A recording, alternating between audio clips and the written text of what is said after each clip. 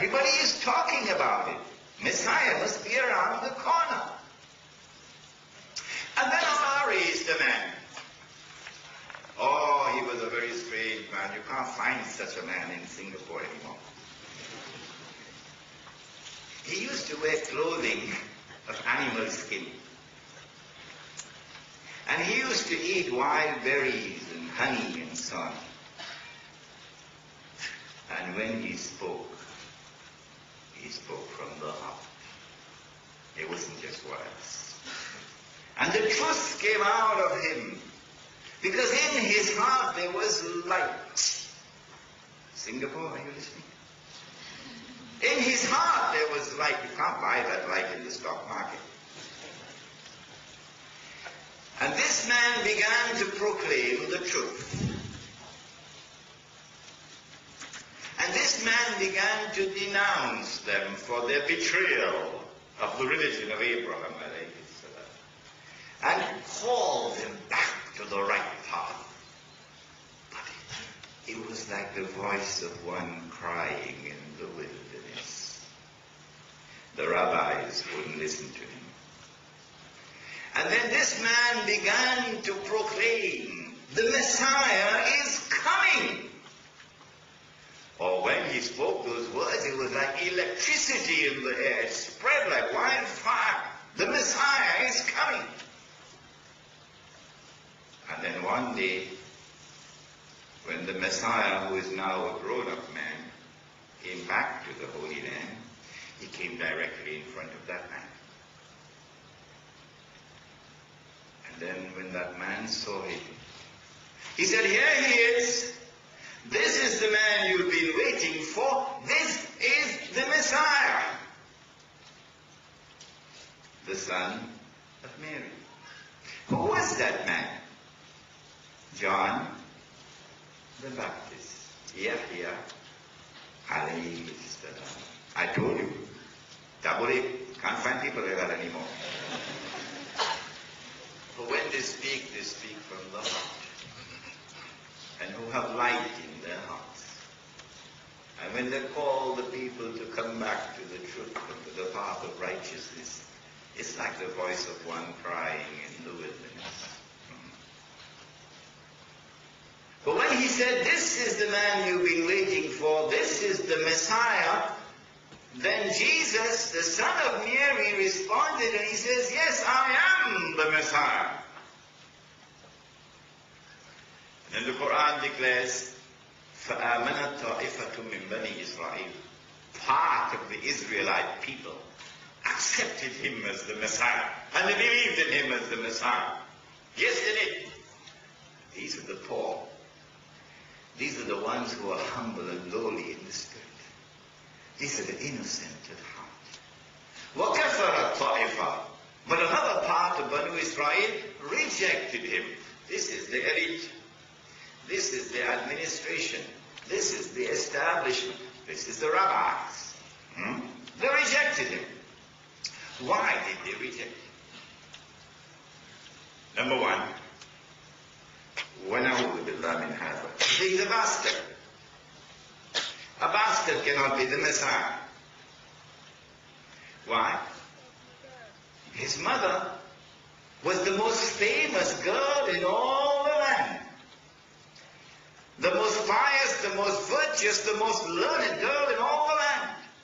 Mary, who had lived in the temple itself, in the masjid, under the guardianship of the chief rabbi, Zachariah himself, from age 2 until she reached the age of puberty. She now has the monthly cycle, so she can no longer live in the masjid. When that child was in that masjid, I tell you, those rabbis must have had a lot of fun. They must have enjoyed having her in the masjid, particularly Zachariah. In those days, the masjid was built differently from today. The mihrab was not a little niche in the wall in the direction of the Kaaba. The mihrab was a separate room called the Holy of Holies, and only the chief rabbi could enter that room. And in that room were the sacred relics, like for example the Burak. So Mary was allowed into that room because Zachariah alayhi salam had guardianship over her. One day he entered into the mihrab and he found her with food. Mary, where did you get that food? So the little girl responded, I asked for it. He sent it to me. The old man must have taken off his hat and scratched his head. She asked. He sent it. I want a son. I should also ask.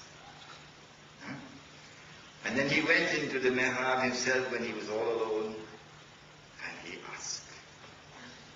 And then the angel appeared to him and said, your prayer has been answered. You will have a son, and his name is going to be John. Yahya alayhi salam. Now, the whole world knew about this. And so Mary is a very famous girl. One day she disappears. She had left the temple and she's now living with her parents. One day she disappears. And then after a few months she returns and she has a baby. And when they ask her, Mary, whose baby is this? She points to the baby. She knows. Oh yes, she knows. Because the angel told her this baby is going to be the Messiah. So she knows. But it is a part of the divine plan that she is not to speak. She points to the baby. They said, Mary, how can a baby speak? But the baby spoke. Quran declares the baby spoke. But when the baby spoke and proclaimed, I am the messenger of Allah, they said, هذا سحر مبين. Pure magic. Pure magic. And so they denounced her. They declared of her that she had committed that vile deed of fornication because she's not married. How can you have a baby? This happens when you see with only one eye. Had they been seeing with two eyes, not one, you know the second eye, the heart can see. Had they been seeing with two eyes, the external and the internal, they would have asked themselves the question. No one knew she was pregnant. No one knew. When the baby was born, well, why didn't she not get rid of it? Give it up for adoption. Put it in front of somebody's front door and run away. In New York, they put it in a garbage bin.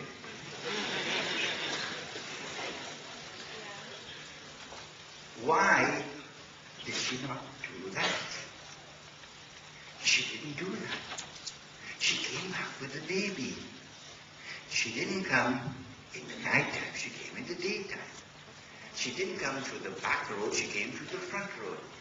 She didn't come with the baby behind her. She came with the baby in front of her. This is not normal behavior. There is more to this than meets the eye. So let us hesitate. Let us pause before we rush to judgment. Let us try to get to the bottom of this. But they didn't do that because they were seeing with only one eye. Internally dead, internally blind. And so they rejected him. He cannot be the Messiah because he's a bastard. And then when the son of Mary began to denounce them, among other things, for their riba. I can't explain to you now, it would take too much time. It's not the lending of money on interest, it's another form of riba. The Americans have a beautiful expression for this form of riba. They call it a rip-off. Rip-off. In the exchange of money. He denounced them. He caught them in the temple itself, the masjid, engaged in riba. He cursed them. He turned over their tables. He threw them out of the masjid. He declared, you've taken the house of Allah and you've transformed it into a den of thieves. Today the modern world will say, he's a terrorist. That is their polluted thinking. They decided this man must